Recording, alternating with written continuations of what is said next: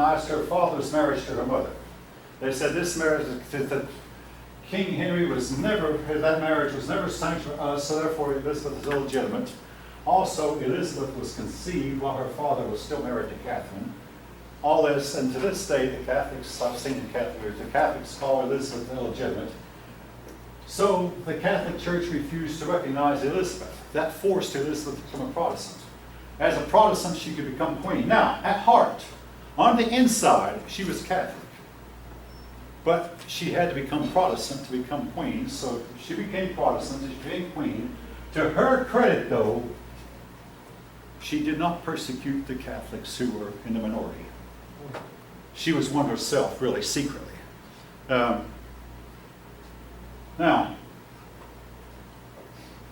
She taught Catholic and Protestant that they could live in harmony side by side.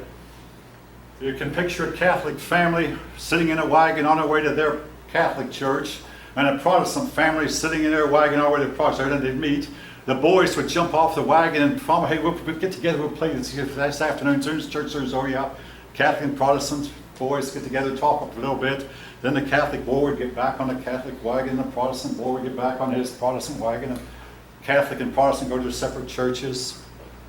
And then eventually harmony was restored. Catholic and Protestant alike could get along together. This didn't always last, but it lasted for a while.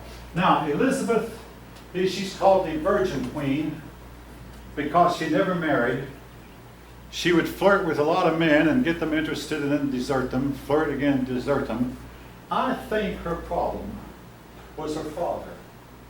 A woman gets her first impression of men from her father, and I'm the father of 2 young girls myself. With a father like Henry VIII, why would she not be frigid? Henry VIII not only killed her mother, but Henry VIII killed another one of his wives, divorced the other ones. Henry VIII also would stand on the street corners of London with his royal robes and a crown on his head and brag about his sexual exploits with women, using all the 4-lettered words in the English language, and yes, those words were in use back then. I mean, if it makes you sick, it made her sick also. Also, Queen Elizabeth, as a young child, she was kicked out of the palace as illegitimate. Her father disowned her as illegitimate. And she was raped by one of the noblemen who kept her and took her into his home. So basically, you can understand why she would not like men. But nevertheless, she goes down in history as being a pretty good king. Now, when she became Protestant, under her sister's husband, King Philip of Spain, decided he would invade. So he sent a fleet called the Spanish Armada. Queen Elizabeth appointed Sir Francis Drake to lead a fleet of ships to oppose the Armada. So the King of Spain sent 100 ships, but they were somewhat topped. If you look at the picture of the Spanish galleon, you wonder why the thing wouldn't topple over. Well, a gale came up. If you know what I mean by gale. Gale is a storm that comes up over the sea. A gale came up, and the gale was of such a size that it was no problem for the English ships, but for the top heavy Spanish galleons, it turned a lot of them over. Yes?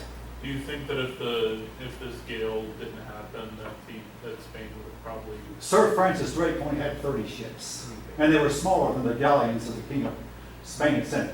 But see, what Sir Francis Drake's able to do, they're able to send a small boat with a fire and set fire to the Spanish ships one at a time, while the Spanish were too frightened to fight. I mean, you know, in the middle of the sea with a storm, but the English were better seamen anyway. One of the Spanish galleons went all the way around Scotland and came back. A few of them found their way to a French port, but more than 100 of King Philip's ships were burned. Spain has not recovered from that day till this. And in his old age, these old admirals would get together and brag about what they'd done, and Sir Francis Drake would laugh and say, I singed I set King Philip's beard on fire. Anyway, I singed King Philip's beard. This occurred during Elizabeth's watch. Again, under her reign also, England mostly prospered. Now, I want to say this about the prosperity, and folk. most of your Protestant countries wound up being richer than Catholic countries. This is simply a matter of true fact. And I think I'm not going to say Protestantism is better, but the Protestant countries realized much more quickly that they had to give freedom of religion than Catholic countries did, because they could not convert everyone from centuries of Catholicism. So you have Protestant nations, including England and Scandinavia, and your German nations that practiced Protestant, gave their people freedom of religion, and which meant that it had other freedoms also. Freedom in all other areas. And this propelled Protestants to a higher level of prosperity than you will find in Catholic countries. Again, check the records for yourself. So Elizabeth I, she reigned for many years. And the state of Virginia is named after her. She was the Virgin Queen. Virginia.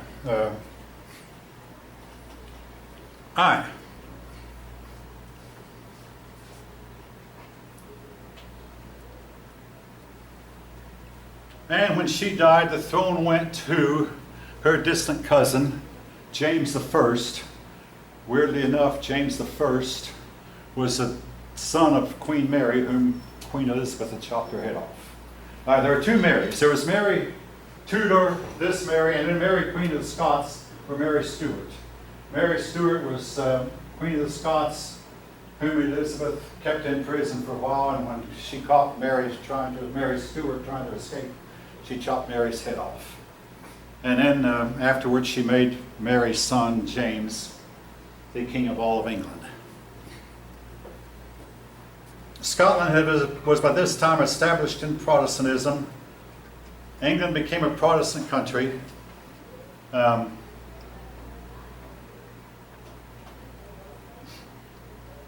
Protestantism made some permanent changes. One of them, the sale of indulgences, was finally ended. I mean, they still have indulgences among Catholics, but they don't sell them now. I've had some Catholic students tell me that secretly indulgences are still sold, but that's not, I don't know how true that is. But nevertheless, officially, the sale of indulgences has been stopped, thanks in large part to Protestants. The worship of four relics was greatly curtailed. The Catholics used to worship in front of a relic might be the bones of a certain saint, or wood from the cross, or anything like that that had sacred value. That was greatly stopped. And the saints, the cult of the saints. Every day on a calendar used to be a saint's day. The saints were greatly reduced and nobody seemed to care. What they did, they didn't actually officially stop. It was just the people who still wanted to worship saints could. And after a while the practice died. Now there are still 3 saints whose days are on the calendar. They are St. Valentine, St. Patrick, and St. Nicholas. St. Nicholas' day is December 25th. But for the most part, the cult of the saints died out and nobody seemed to care. Now, some Protestants took extremes. They tried to eliminate card playing. They tried to eliminate theatrics, puppet shows, and taverns. They found out the hard way that these attempts did not work. But people used to meet in a home and put on a puppet show, but to have a person guarding the door, so a constable, when this person saw a constable, and everybody hired their puppets under the couches or under the floorboards or whatever, hired their puppets so fast the constable went by, then they'd resume the puppet show where it left off. These practices, also the celebration of Christmas, the purpose of that is that they said Christmas occurred on a pagan holiday, but I got something to tell you folks, every day on the calendar was a pagan holiday at one point or another. So what's the big deal? But anyway, most Protestants today observe Christmas. But again, they took, what's wrong with card playing? The one thing I'll say about card, and yes, I do it a lot. It's addictive. It can get a hold of you and not let go. I mean, it can. And you don't have to agree with it, but again, I do it myself. And if you do, I mean, I'd say more power to you. But but again, I grew up with a father who did not let us play cards. Maybe that's one reason I liked it so much, I don't know. But anyway, each of you make up your own mind what you think about these things. Oh yeah, taverns. Taverns were places where hard liquor was sold. Now, I want to say this about drinking hard liquor. Personally, I don't touch this stuff. But I believe that this is a decision that should be made by everyone individually. In countries where they don't allow drinking, they don't have any kind of scientific progress either. Now, I had to say, what's the connection between scientific progress and a freedom of drinking? Anybody have any idea? When you curtail drinking, you curtail other freedoms also. In order to make scientific progress, you have to give people the freedom to say, I disagree. They said it couldn't be done, but the Wright brothers did it. They said it couldn't be done, but Thomas Edison did it. If Thomas Edison had grown up in a country that did not allow drinking, I don't believe the man could have invented anything. If the Wright brothers had grown up in a country that did not allow drinking, they probably would not have invented the airplane. Those countries don't invent anything. You have to have freedom, folk. Freedom to drink or not to. Again, I don't touch the stuff, don't want to. All right.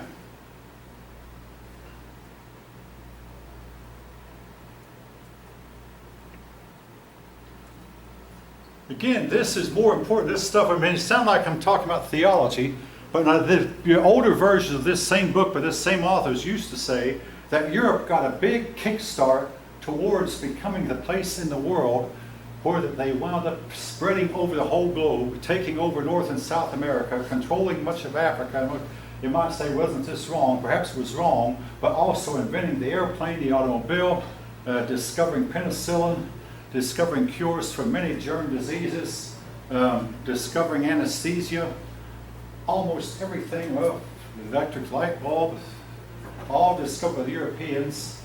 And a lot of persons believe it was this Protestant Reformation that gave Europe a kickstart, that forged Europe ahead in these areas and put Europe at the top in a lot of ways, in a lot of cases. And yes, Europeans were not perfect. Yes, Europeans did practice slavery. Yes, they did kill a lot of people where they went. They did practice mercantilism. All right, but then again, they gave Europe a big kickstart.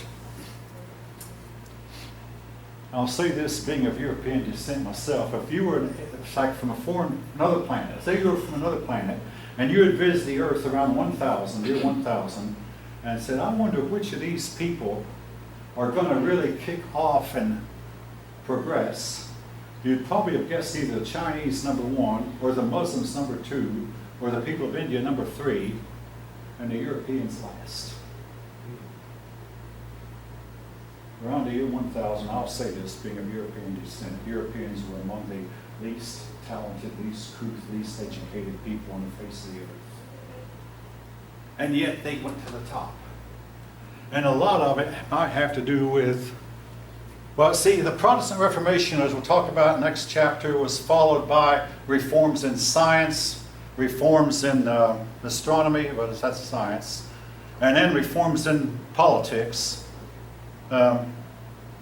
But Europe had a few things to go through first. Anyway, Calvinism became the top religion in Switzerland, France, and Scotland, and the Netherlands also. I should mention the Netherlands. How about this day, Holland and Belgium. England set up its own church, the Church of England. But the Catholic Church did not roll over and give up. They formed a new organization called the Jesuits. The Jesuits were formed to fight against Protestantism, and they are still around. Today, for the first time in all of history, now this is above the table history, our present Pope is a Jesuit,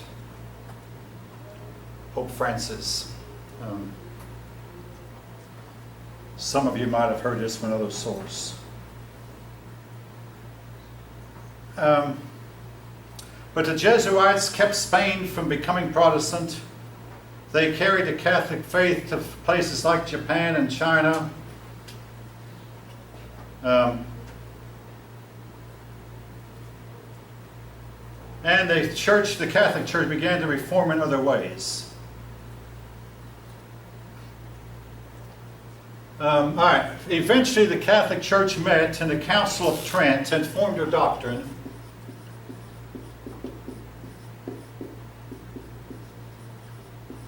There at the Council of Trent, they abolished the sale of indulgences. When they did this, this brought many a Protestant back into the Catholic camp. They said that what the popes had said and what the councils had said was equal to Scripture. Scripture and tradition were equal. Again, each of you can make up your mind. The Protestants insist that no, it's Scripture only, and tradition is not equal to Scripture. The Protestants said that both faith and works were necessary for salvation. The Catholics said both faith and works were necessary. Protestants said faith alone. Basically, and also the Catholics held on to the doctrine of celibacy of the clergy. The Protestants said that no, the clergy do not have to be celibate. The clergy can marry. And many of them did, including Martin Luther himself and John Calvin and Zwingli. All of them married. All right. Now that they defined the doctrine, they went out and tried to make sure that everybody in Europe would be Catholic. The wars lasted for decades. Now, in the case of the French, France was one of the leading countries in Europe. Make a long story short with the French at one point, a Protestant was in line for the throne. And when the Catholic king died, they told the Protestant who was next in line, first in line for the throne, in order to become king, you must become Catholic. France was teetering at that point, but the Protestant crown prince said, well, I'll become Catholic. So he became Catholic, became king of France. And this, with a few other things, helped guarantee that France would become a Catholic country. Eventually, at one point, Protestantism and Catholics were together. The French Protestants were called Huguenots. A lot of Huguenots found their way to the New World. Eventually, a Catholic king turned against the Huguenots, and from that day till the day a Catholic king's head was chopped off, the Catholics were hard against all Protestants. Let's see. Well, to make a long story short, France was to have two kings in 130 years. Louis the XIV and Louis the XV. Louis the XIV got the throne as a boy of 4. Louis the XV was his great-grandson, got the throne as a boy of 5. Louis the XIV outlived his son and his grandson and his oldest great-grandson. But his second great-grandson, this boy of 5, got the throne. So France was for 130 years under two kings, and both of them persecuted Protestants. Louis the XVI also persecuted Protestants, but they chopped his head off. And when Napoleon finally,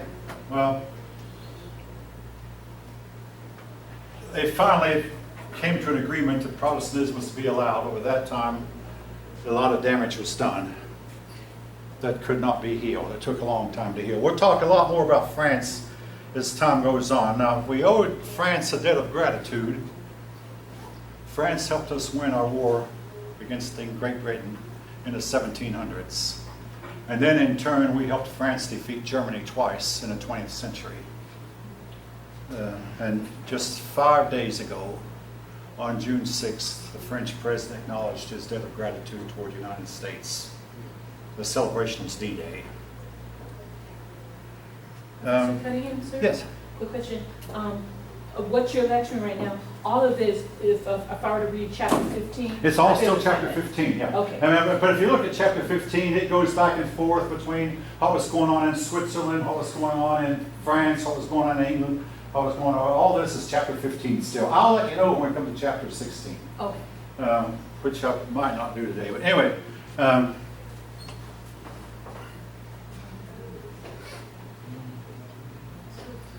the French man who became king by becoming Catholic was Henry of Navarre.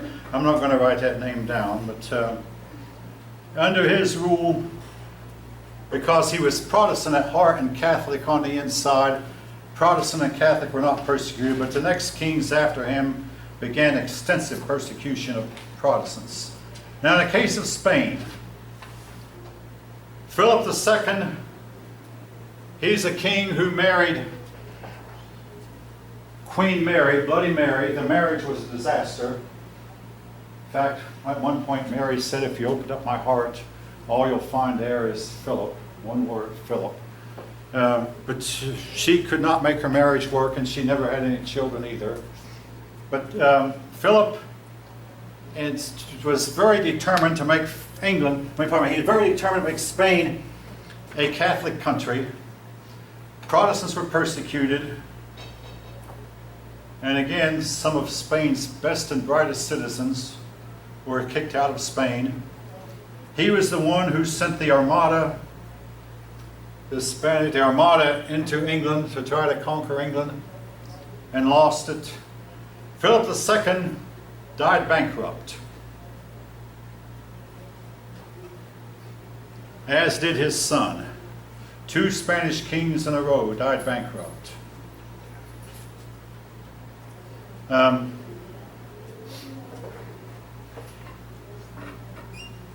In the case of Holland, now Holland is right there between France and Germany, what's called the Low Countries, and the Holland is so low that they build dikes to keep out the sea. They've been doing this for centuries. That's why they're called Low Countries. If the dikes break, then the seawater rushes in and covers the land. But anyway, so much of Holland is actually below sea level. But anyway, Holland became Protestant. King Philip had to travel through France to get an army into Holland. After a long war, the people of Holland beat the King Philip. Here's a story about it, folk. When King Philip invaded Amsterdam, the capital of Holland, the King of Holland opened up the dikes to let all the water in that kept the King Philip's army from getting into Amsterdam. So the water from the sea rushed in and covered. Well, King Philip said, you just wait till this ice freezes over, till the water freezes into ice, and my army will march in on hard ice. The problem was, that winter was one of the warmest winters on record, and the water never froze. Now, and after a while, Philip ran out of money and had to go home broke. Could no longer keep fighting the war. And then the King of Holland rebuilt the dikes and pumped out the water, and Holland became dry again. Now, Holland is warmed up by the North Sea, and you might wonder, how can that be? We now know what they didn't know then. Waters from the Gulf of Mexico stay in a stream called the Gulf Stream and warm up that part of Europe, and makes Holland a warmer country than it would otherwise be, the Gulf Stream waters. Anyway, geography and history play a role hand in hand.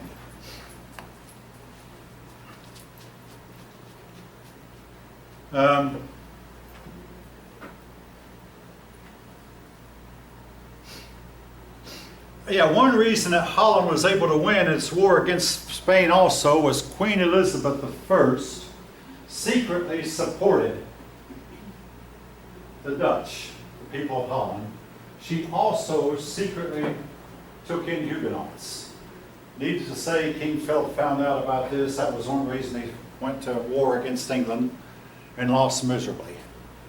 Spain has remained a poor country from that day till this. And to think in the year 1500, Spain was the richest country in Europe. By 1588, Spain was one of the poorest.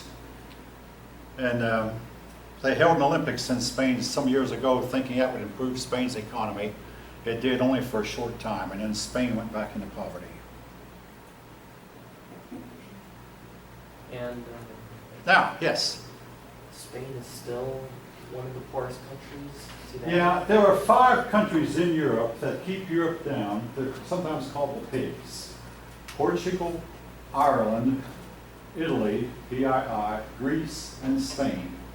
And that's especially true of Greece.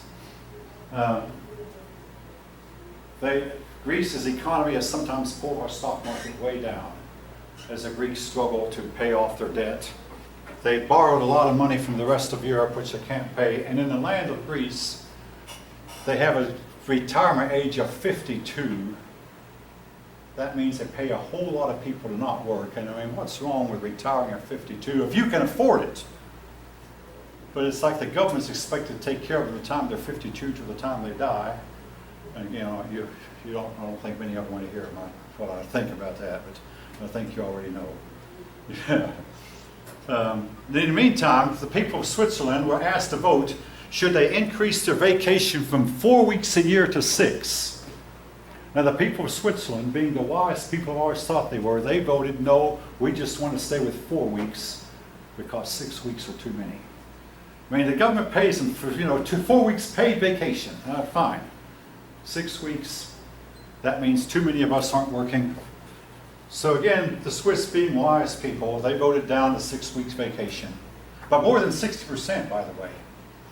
Whereas Greece, they voted a 52 retirement age plus several weeks vacation a year, too little work, and too many handouts. And when the government tries to curtail it, the people of Greece riot. All right, now, folk, hold on to your seats. We're about to come to another part of the story. Some of you might not want to hear. No. The climate of Europe cooled down greatly, and millions of people died. This is a period called the Little Ice Age.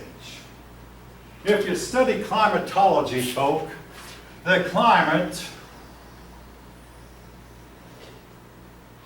goes up and it goes down.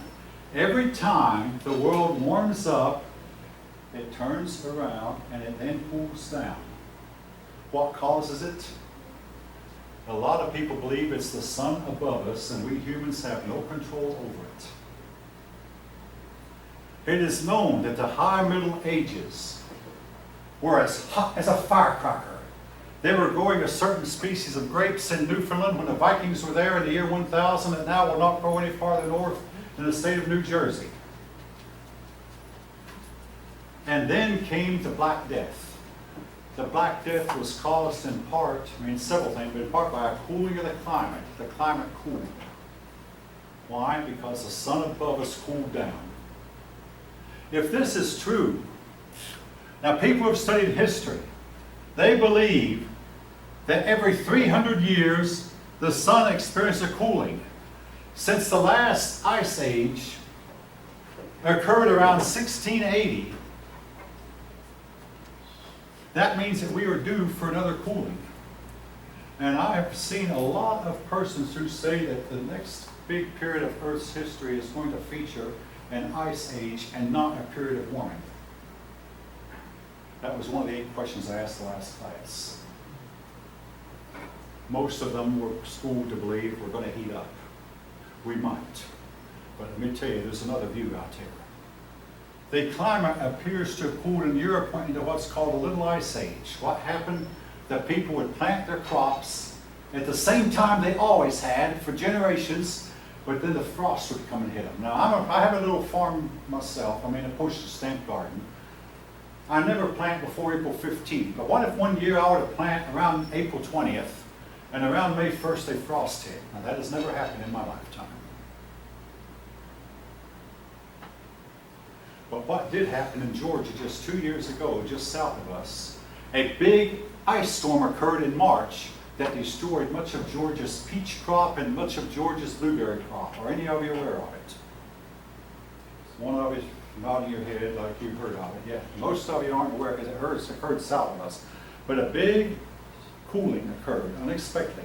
Or what also happened was about harvest time, a frost that normally would not have occurred until September would occur in mid-August instead. Basically, the frost would come later than normal, and then kind of fall come earlier than normal, and Europe started starving. Their crops were wiped out. This happened in the late 1600s. It's called the Little Ice Age.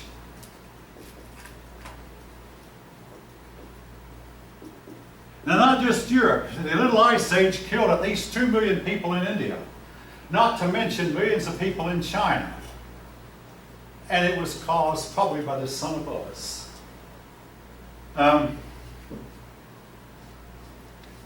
Now, something else. Now,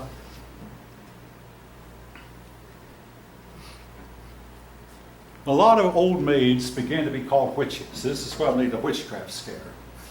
Now, during the Ice Age in the early 1300s, old maids and Jews did not die of the Black Death. That's when the Black Death hit and carried away a third of Europe's population.